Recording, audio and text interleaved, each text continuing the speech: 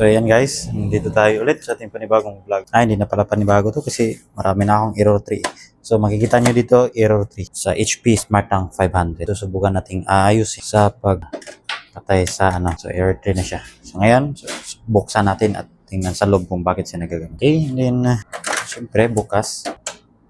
Tanggalin mga screw, 4 na screw. And then imbestigahan natin kung bakit siya nag-error 3. So, meaning pala sa error 3 dyan is carriage jam. Ang mismong printer head is hindi makagalaw. Okay. So, buksan natin. Tingnan sa loob. Bakit siya carriage jam? Tanggalin dito. Yun. So, ito po yung sa loob. So, makikita natin yung flex cable niya is masyadong kaya pala hindi siya makagalaw. So, i-correct natin tong flex cable. Then marami na pong ink dito. So lilinisan natin. Pero i-secure muna natin to. Tanggalin to. Tatanggalin natin din. Baklasin na natin tong mainboard kasi tanggalin natin tong assembly. So ayan. So pagtanggal dito, simple lang. Dalawang screw i-remove. Then tanggalin natin. Manipis ang pinalit nila na yan, hindi maayos pagkaka-bend dito. So, ayan, i-remove natin muna. Ito na yun. Although pwede naman natin to na kailangan tanggalin. Pwede naman dito pero gusto kong tanggalin So, ito na po yun. Tabi muna natin to. So, yeah, dito na tayo. And then, hindi muna natin susubukan na linisan. Kasi, may tendency na masira natin. Okay. So, since mataas dito natin i-adjust. Tanggalin natin to. Tanggalin natin to. And then, tanggalin muna natin to yung isa. Most likely, ito lang yung problema. Pero okay, all good naman. Hindi natin lilinisan muna sa ngayon dahil baka mabura natin yung mga grid line. And then, itong subukan natin i-correct. Correct natin to. Hindi na to original niya. Kasi, bakit hindi na to original? Hindi ganito ang sa HP. So, pinalitan na nila to. Subukan kong i-correct. Huwag na ako ng pangpunas. Tayo ang magtutupi. Okay, natin. Lagyan natin ng marker natin. Markahan natin muna. Ito, yan dito. So, subukan natin to. Yan, okay. Okay naman. Yan. Try natin.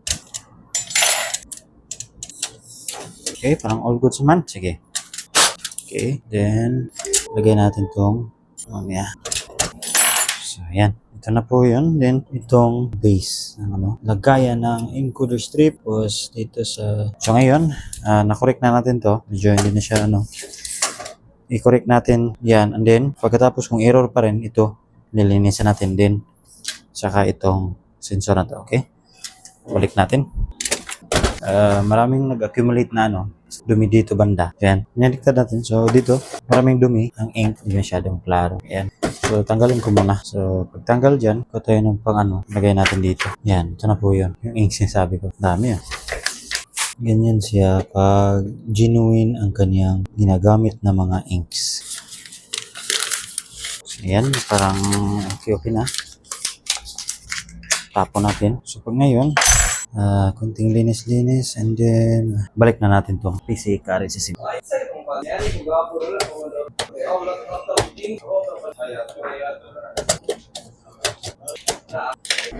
So, lagyan natin ng tawag dito, screw, secure. So, symbol muna natin. Okay? So, ito.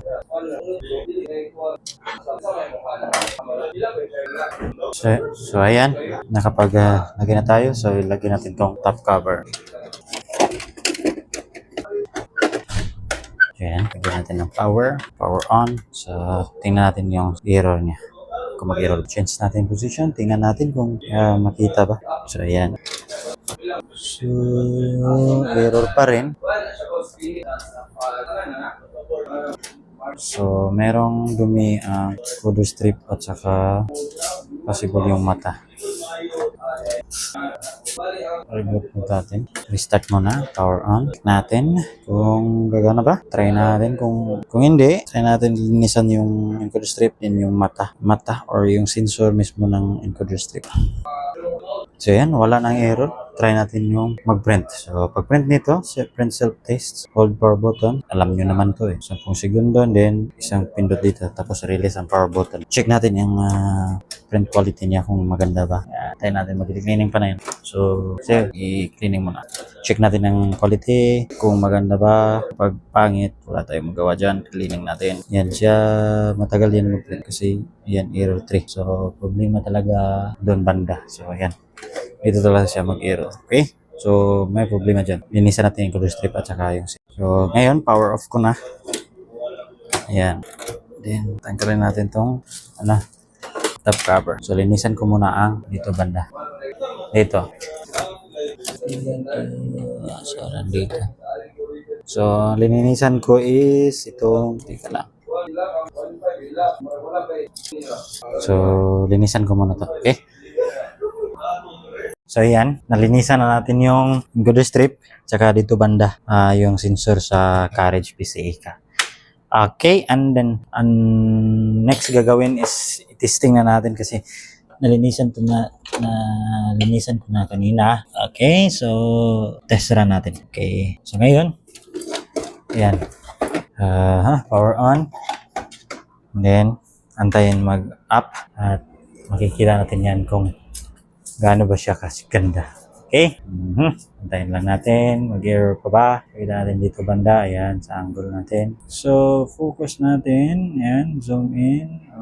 Naglo-loading pa. Okay? Try natin kung okay ba siya. So, ayan na. Moment of truth. So, angat natin. Tingnan natin kung mag-error pa ba siya dito. Kasi dito siya mag-error eh.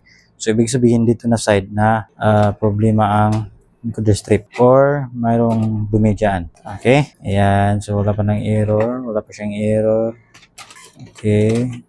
Umiingay yung printer. Ayan. Boom! Ayan. Nawala ng error. So, definitely, madumi lang yung sensor. So, ngayon, try natin at subukan natin mag-print kung wala ba talagang error. Pag-print nito, print self-test nito mismo. Hold yung power button. 1001, 1002, 1003, 1004. Press ng isa dito. Kailangan hindi mag-1 dito. Kailangan 0 lang to. Then magbiblink to na siya. Ibig sabihin yan, nakuha niya ang algorithm natin. At siya ay magpiprint ng print self-test. Print self-test. Yan. Antayin natin. So, wala na siyang error 3. Kung mahugot niya yung papel, all goods na po yan. Tawag dito, na-eliminate na natin yung error. So, masyadong madumi naman yung niya, printer sa loob due to maraming napiprint. Ayan. So, ayan. So, nakuha na niya. Ayan. So, error 3 is eliminated.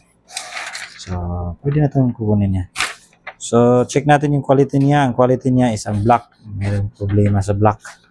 So, ngayon, di na tayo mag-isolate pag cleaning. So, alam nyo naman pag cleaning. So, overall, sum up natin. So, encoder strip lang ang yung linisan at saka ito banda. Madumi siguro to. Okay? So, pwede na tong ibigay sa customer. So, hanggang dito na lang uli. This is Fiber Tech and Tips. Magpapaalam sa inyo. Goodbye!